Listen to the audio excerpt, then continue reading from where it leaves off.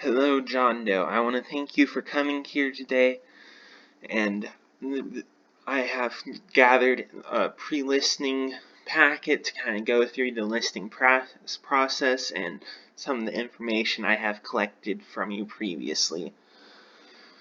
So, I have collected information on your address from what we talked about earlier. It's 1307 Fox Creek, Clean, Texas 76543 is the house that you are wanting to put on the market.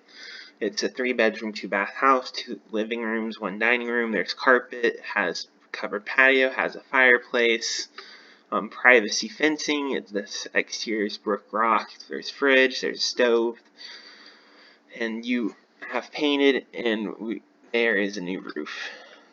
You have city water and sewage. You owe about $60,000 on the house. You've lived there for about 20 years. We've decided on a time frame for the listing. Would you decide that if we're not able to sell the home quickly enough, you're willing to consider renting a home? And you've had questions about the process, and hopefully some of this will help answer some of those questions we haven't already answered for you. So moving on, this first thing is kind of what my goal to help you, and kind of gives a little bit of information about me to help you. So I'd like to take this opportunity to introduce you to myself. My name is Anthony Rodriguez. I'm the owner-broker of Imperial Group. We are a family-owned real estate firm here to assist you with all your real estate needs. I have been licensed as a real estate agent for over 18 years. Some of my experience includes I'm a broker, real estate owner, specialist, master in business administration, and some other information, kind of some information about me and some of the stuff I do. Moving on, these are some of the things that I want you to know that are some of the secrets to help selling your home. So one of the things these are some things that help you think about. One of those things are the first impression is the only impression. So we want to make sure that this home is approachable, that it looks appealing, it's warm and welcoming, and that means that things will need to be cleaned, maybe sprucened up a little bit, make sure the grass is freshly cut, maybe a fresh vase of flowers on the counter, or even some cookies being made. Give that house that warm, welcoming home feeling. So, another thing is always be ready to show the house. We may not know when a potential buyer will be coming by, so you want to make sure that your house is already in a show-ready state at all times. So don't leave dishes in the sink. Keep the dishwasher cleaned out. Make sure the bathrooms are sparkling clean. Some of those things. And that will help incentivize the buyer to potentially buying the house so we can get your home sold. The kitchen comes first is another thing. Most buyers like a nice kitchen, so we want to make sure that your kitchen is cleaned, nice and shiny. Scrub the countertops, make sure that just everything looks nice. We want everything to be presentable is the biggest thing to get out of this. Some people like seeing higher end appliances, so if it's okay if you have older appliances, but something you may want to look into is cleaning it up, making sure that it's up to repairing, that everything's repaired nicely on it. Just make sure that everything is in tip-top order, and if something's really shabby or just can't be fixed, you may want to look at replacing it, but this is just a suggestion. Another thing is that take the home out of your house. So I understand that this is your house. You want it to feel like your home, but during this time period of selling it, we will be having buyers come in, and they may not see what you consider what makes you feel like your house is a house to you. They may not feel the same way about that. So since you're going to be moving anyways, why don't we go ahead and pack up some of the personal belongings? So family photos, memorabilia collections, or personal keepsakes. The potential buyers may not see that as something that will make them feel like they're at their future home. We want the place to feel like it's their future home. And so by removing some of these personal items, it could help bring that feel to the buyer. Another big thing is don't over upgrade. If your house doesn't need to be painted, it doesn't need new paint. As you said previously when we talked about it, that you have already recently painted the house, and so that's good. We don't need to worry about putting a fresh coat on. It already been painted. Some things that you could keep in mind of fixing is just if a leaky faucet, or maybe clean the grout in the bathroom. Those we want to think of more simple repairs that aren't expensive and that could just bring value to the home.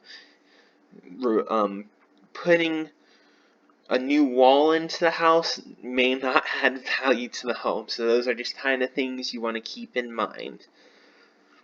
So another thing that you may not actually think about is if you have pets in your house. We all love our pets, don't get me wrong, but some of the buyers may not want to walk into your home and see a bowl full of dog food or smell a kitty litter box. So those are things to keep in mind if we're planning on having open houses and showing potential buyers the house, that we may want to not have animals in the house at those times, and we may want to hide not necessarily hide, but remove some of the potential things buyers may see have issues, like dog food bowls. And so that's something to keep in mind. Another thing is light up the house. Make sure your house is kind of not overly bright, but bright like you got natural light coming into the house. Maybe open up some of those shades. Make sure that all the light bulbs in the house are on. There's no dead bulbs. Make sure that there's no flashy light bulbs and stuff like that. We want to let the house look bright and welcoming and kind of bring a warm, bright and cheery feeling. Finally, the last best kept secret is half-empty closets. Empty out the closet halfway. You don't want to have too much in the closet. You want to make sure that looks like there's plenty of room, that the closets are clean and well organized, and that could be appealing to the buyer. So here's kind of the recap of those things. Next is kind of the listing plan and my objectives. So get as many buyers qualified as possible that are qualified to view your home, to keep you updated on a weekly basis of your activity of your home. I want to make sure that you know what is happening with your home, to negotiate the best offer for you and the buyer, to get your home sold as quickly as possible. Those are some of my objectives. Here's some of my proactive approaches to selling your home. I want to spend 2 hours a day prospecting, calling, find 5 to 6 potential buyers each day. Price your home competitively, give you tips on how to make your home more attractive, add additional exposure with a sign in your yard, list your home on 3 multiple listing services, Killeen, Temple, and Austin, market your home on various websites, Zillow, Puro Group, Facebook, Instagram, create a new listing flyers to market to your neighborhood and other realtors' Facebook and past and present clients of mine. Here's some sell information. Here's kind of just some a pre-listing home inspection to kind of help capture the potential issues, make sure that there's potentially no issues. You don't have to do this if you don't want to, but this is something I recommend because we want to make sure that your home won't have any unforeseen issues when it comes time to closing. Now, we don't have to make anything that's do anything that's out of your budget or anything like that. That can be negotiated later on if we have to, but it kind of gives the buyer peace of mind if we can show them any issues that may arise early on. So, something like water damage or cosmetic, those may be something we may want to fix early on if that's discovered during a pre-listing inspection. We want to give potential buyers a peace of mind that they are buying a good home, and give you a peace of mind that we won't ideally find any undiscovered issues when it comes time for closing. And lastly, I want to go over with you our CMA, the Comprehensive Market Analysis, and kind of give you my findings on the research I've done in your neighborhood to help market your house at a competitive price. So first off, I want to go through comparable sold listings. So this will be houses that have already sold in your market area. These 3 houses are within 0.3 miles of your house. So they're nearby, they're very comparable, they're in about the same year age period. They're a little bit smaller of houses, but to kind of fix that, we're doing prices per square foot. And so what I did, I kind of listed the information. There wasn't really anything to adjust because these houses were pretty similar. And so using the average of the square foot of the house, it gave the $193,447 of the potential value of your house based off of the previous market of the sold listing previously done. Next, I want to talk about comparative active listings. So these would be like your active market, what's on the market right now. So this is kind of what the best area to kind of compare the value of your home to. So these are very similar houses in size and pretty close on square footage. They are a little bit older than your current house, but they're all within the 0.3 miles of your house, and the square footage is a little bit similar on size. The 2 of them are a little bit smaller, but they're still pretty close.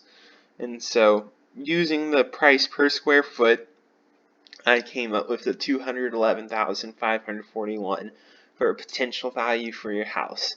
Now, when it comes to listing your house, it is solely your decision on deciding on whether you want to market your house for that price. But I want to give you kind of what I think a potential good price range would be to market your house, and that would be from the $200,000 range to the $220,000 range as a good food thought on marketing your house. I want to thank you for your time of going through this pre-listing packet with me, and I appreciate you coming to see me.